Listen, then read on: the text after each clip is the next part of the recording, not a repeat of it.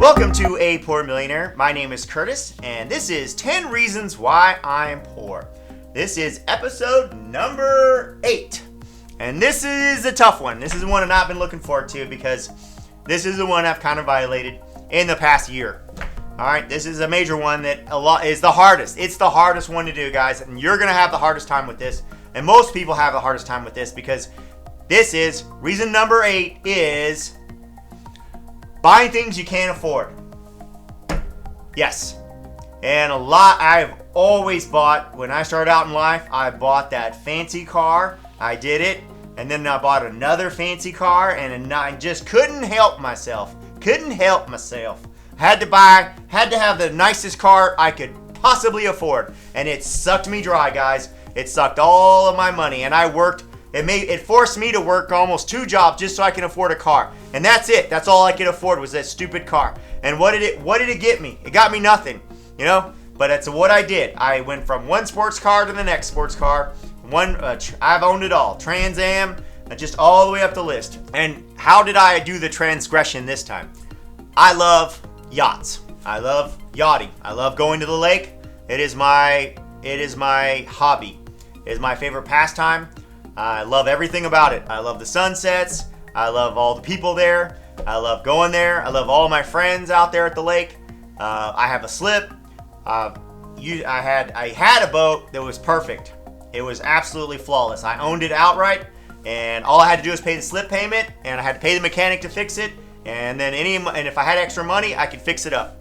Well, there came a point where that boat, even because I owned it outright, it was a cheap boat. It's $25,000, and for a boat, guys, $25,000 is super cheap. I know it doesn't sound cheap because for a car, that's pretty expensive. But for a boat, that is dirt cheap. You're basically in a Yugo, right? But it was a nice Yugo, and I fixed it up and I made it look really nice. But the air conditioning didn't work perfect, all right? And it didn't have a lot of room inside. So I wanted a bigger boat. I constantly wanted a bigger boat. Well, this year, some bank decided to give me a loan, and I went and bought a big boat. Now, big boats, they start around $200,000, and they can go all the way to infinite. Obviously, there are people who have $100 million yachts. So I bought a $200,000 yacht. Now, $200,000 yacht, guys, is a lot of money. It's like a house. It costs almost as much as my house that I originally bought. Now, obviously, the house that I originally bought, the current house, and I've stayed in that house, I bought it for $250,000. Now it's worth $500,000. So my house is still worth more than my boat. But the amount of money I paid for that boat is about $200,000. So this is my huge expense. Yes, I could have bought, if I had chosen, I could have bought like a used Ferrari or something, and in the $200,000 range, I could have parked that in the garage in my normal neighborhood. I live in a normal neighborhood with normal residents. Nobody in my neighborhood owns a Ferrari or Lamborghini or anything exotic. It's a normal neighborhood. I drive the nicest car in the neighborhood, which is my old Escalade, right? So it just gives you a little financial history. Purchasing things you can't afford. This is what makes you poor, right? Now, obviously, I have been investing my money and doing my due diligence, and I saved up, and I invested, and finally got to a point where I just wanted a little bit more fun. So I originally bought my original boat. I was super smart about it, and I could have come to you guys on YouTube and said, hey, do it this way, or you're stupid, right? And I would have said, and it would have made sense. My original boat, like I said, $25,000. I put in a fancy stereo. I put in leather, fixed it up, put in some new cover, new sun pads, and it looked beautiful. I pulled it out of the water. I got the bottom job done. I fixed it up, fixed all the lights, and it was a beautiful boat. Everybody liked that boat. I still own it. I'm gonna sell it. That was a good deal. That was a good way of having a boat and not having to pay for it. If you guys ever decide you want to buy a boat, first thing you do is buy an older boat and make sure you enjoy boating before you buy a nicer boat. And that's one of the reasons why I bought the cheaper boat with no boat payment, because then I didn't have to sweat. Now that I have the boat payment, now I've got to sweat. And like I already told you in another video, guys, a boat payment is bad debt. That's where I went wrong. Buying things you can't afford. Now, what I should have done is I should have bought a building for that $200,000 and had renters, and then that money I would have now, instead of having the bad debt of those boat payments, which are almost $2,000 a month, right?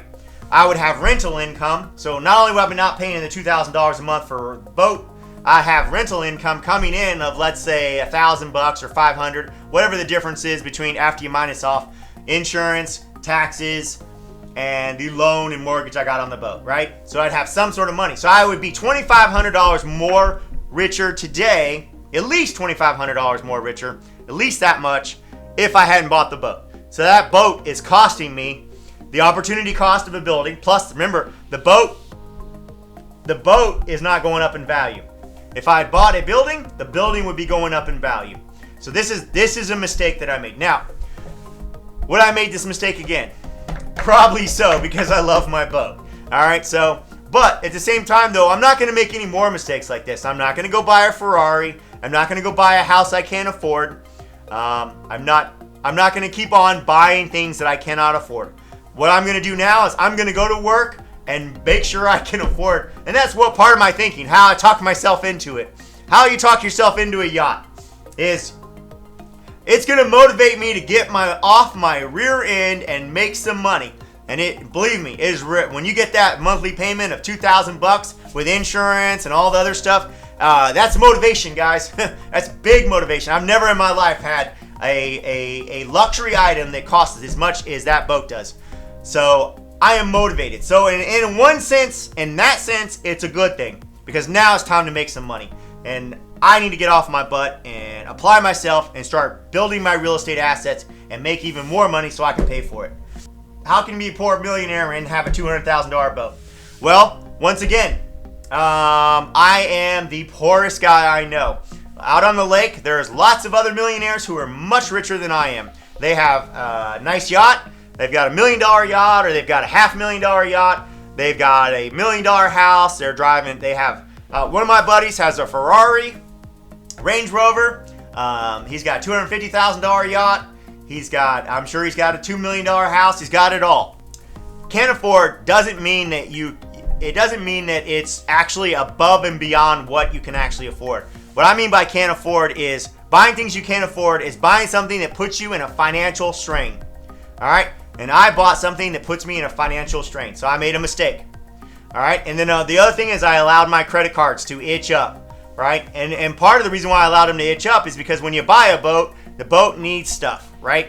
It's just like when you buy a brand new house. The boat needs to be, it needs lights, it needs fixing, it needs interior fixing, it needs sun pads, it needs sea deck, it needs a canopy. It's like all these things. Otherwise, you got an ugly boat. So it's the same thing when you buy a house and your wife comes in and says, hey, we have a new house, but we don't have a couch.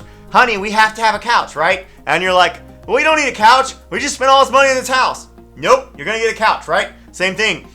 Buying curtains. And it never ends, guys. The stuff that you can't afford, it never ends. You never stop buying stuff that you can't afford. And this is what you got to do. You have to draw a line at some point and say, either A, we're going to start making enough money to afford all these things we've been buying, or B, we're going to stop buying them. And that's the goal. The goal is to raise your income. Now, you can get out of a mess that you got yourself into. I got myself into a mess.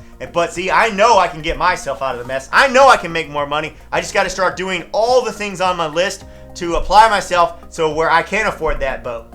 And then also on top of that, I need to go buy I need to buy 2 or 3 pieces of real estate that will pay for that boat payment. And then I'll average it out. At least I'll have some good debt to equal my bad debt. But that's bad debt, right? It's just like those credit cards I told you about, guys. Now, half of the credit card debt went towards fixing up my building. So it was good, half or more, probably more. Let's say 75% of that credit card debt is all about fixing my buildings, which brought me more rent, which means that those rent increases are going to pay off those credit cards. But at the same time, though, those credit cards are just waiting to pounce because they're all at 0% interest right now. I've got them all at 0. All right. And I'm moving them around. I'm doing the credit shuffle, right? Doing the credit shuffle, right? Well, I'm going to have to do a video on that, the credit shuffle. But it's still buying stuff you can't afford, right? Because you know when that credit card comes up and it hits that 17 or 22% interest, man, that's going to hurt. It's going to hit you so hard, you're going to see stars, and you're going to be like, whoa, $700 in interest?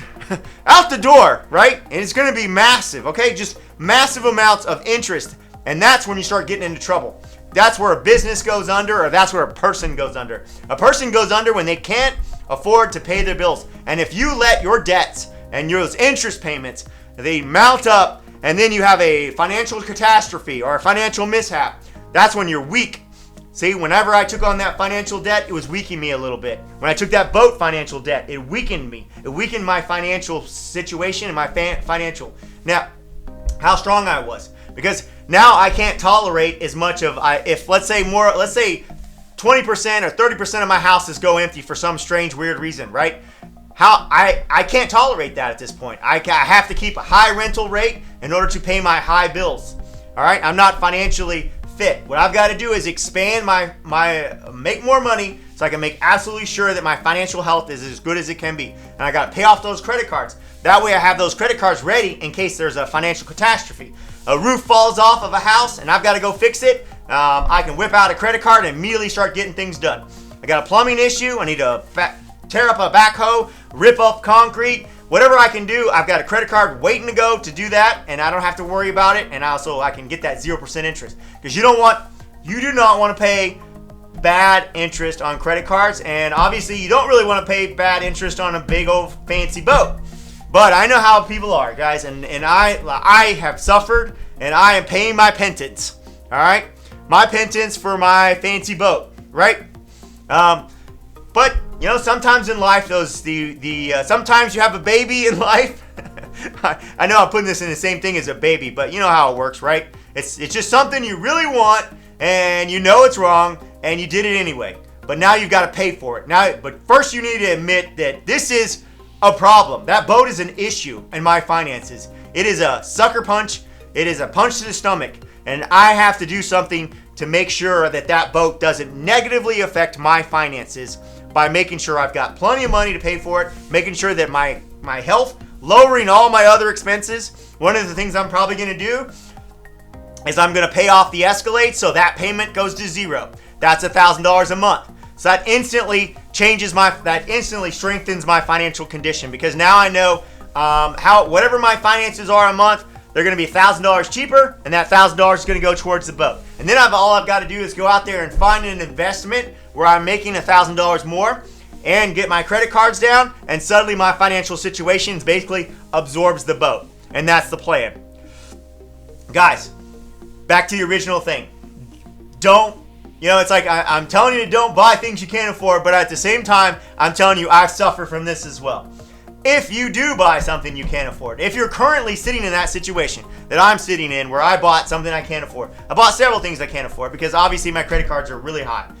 If you're sitting in that situation, you need to work your way out of it. You need to expand. You need to lower your bad debt as low as you can within reason. Obviously, there's going to be certain points where you can't. Obviously, you can't get rid of your house. You're going to live in the house. Obviously, sometimes you're not going to be able to get rid of your car because you got to drive your car. And obviously, you're not going to want to get rid of that boat. You're going to say, no, don't take my boat, right? So you're going to say, the boat's non-negotiable. It's like when the wife says, the boat or me? You're like, okay, well, it's probably going to be the boat, right? It's the same thing. Or you got that whole, when you get married and you got a motorcycle and the wife comes in, she says, it's me or the motorcycle. Well, pick the motorcycle.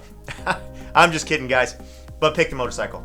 All right, guys, like I said, don't let that bad debt get out of hand, guys. Don't buy things that you cannot afford. And if you do buy things you cannot afford, make sure that you understand that you messed up, and understand that you need to sell that item, but if you can make the decision, I'm not going to sell that item, I'm going to make more money. You can use it. You can put that gas in your tank, and you can light a fire under your butt, and you can get to work, and you can make sure that you can afford it, and you can make sure that your financial situation is as healthy as possible so that you don't have issues. But obviously, the first step is don't buy something you can't afford. And this is reason number 8 why I am poor, because I bought a yacht that I cannot afford.